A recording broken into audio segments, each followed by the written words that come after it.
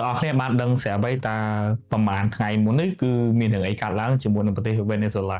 អញ្ចឹងខ្ញុំអត់ចង់និយាយប្រធានបទនេះឡើងវិញទេប៉ុន្តែអ្នកនរអាចនឹងទៅមើលព័ត៌មានផ្សេងៗបាននៅក្នុងហ្នឹងណាគេនឹងប្រាប់ពីហេតុផលឬក៏តើមានអីកើតឡើងអត្ថបទនៅក្នុងថ្ងៃនេះខ្ញុំចង់ផ្ដោតទៅលើ petrodollar ហើយ petrodollar ហ្នឹងមិនមែនជារឿងថ្មីទៅបង្កើតឡើងទេគឺវាកើតឡើងរាប់ឆ្នាំមកហើយចង់10 20 30ឆ្នាំហើយណាអញ្ចឹងតើតើជាមួយនឹង petrodollar គឺជាអីគេតែនិយាយថា petrodollar ហ្នឹងភាគច្រើនមនុស្សយើងមួយចំនួនគឺអត់ដឹងទេថាហ្នឹងគឺជាអីគេហើយនេះទៅដឹងថាមូលហេតុដែលប្រទេសមួយដែលទៅវាយប្រទេសមួយហ្នឹងគឺដើម្បីផលប្រយោជន៍អីមួយហើយអាមេរិកក៏ទៅធ្វើទុកបុកម្នេញទៅលើប្រទេសវេណេស៊ុយឡាហ្នឹងគឺ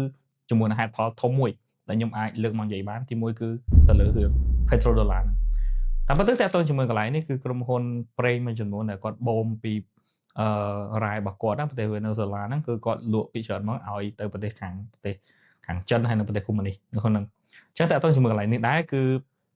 សហរដ្ឋអាមេរិកក៏អត់សប្បាយចិត្តដែរហើយទីមួយទៀតគឺបាត់ចំណូលក្នុងហ្នឹងណាមូលហេតុមិនបាត់ចំណូលព្រោះមូលហេតុគេការលក់ប្រេងរបស់ប្រទេសវេណេស៊ុយឡាគឺអត់បានលក់ជាលុយដុល្លារនោះទេនៅក្នុងហ្នឹង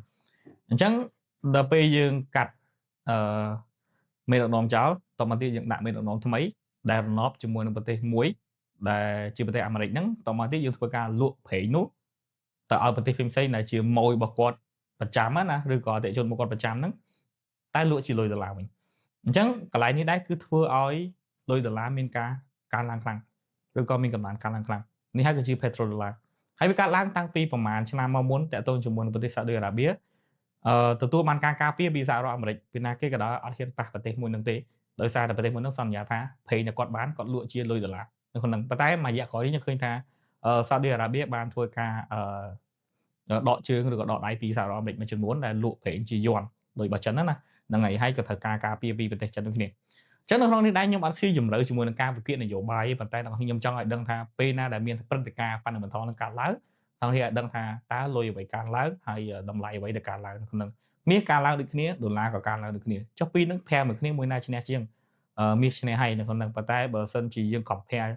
លុយដុល្លារជាមួយនឹង currency ផ្សេងយើងឃើញថាលុយដុល្លារអាចមានប្រៀបជាងក្នុងរយៈនេះហើយបើសិនជាផែនការរបស់សហរដ្ឋអាមេរិកជោគជ័យនៅក្នុងការ convert នៅប្រេងរបស់វេណេស៊ុយឡាហ្នឹងលក់ជាលុយដុល្លារបានអាហ្នឹងយើងឃើញថាដុល្លារនឹងមានការកើនឡើងបន្ថែមទៀតក្នុងរយៈពេលខ្លីមួយនៅក្នុងហ្នឹងណាហើយបើសិនជាដូរផ្លាស់ប្ដូរទៀតអាហ្នឹងយើងមើលទៅតាមហ្នឹងអញ្ចឹងអានេះគឺខ្ញុំមានការ update fundamental តែប៉ុណ្្នឹងតាក់ទងជាមួយនឹងអ្វីកើតឡើងមួយរយៈនេះហើយវីដេអូក្រោយខ្ញុំនឹងនិយាយតាក់ទងជាមួយនឹងព័ត៌មានបន្ថែមតាក់ទងជាមួយនៅក្នុងមាសហើយនឹងយូរ៉ូបូកចូលគ្នាតើពីរហ្នឹង compare មួយគ្នាការ trade របស់វាហ្នឹងនៅពេលដុល្លារឡើងថ្លៃតើយូរគួរ trade មិន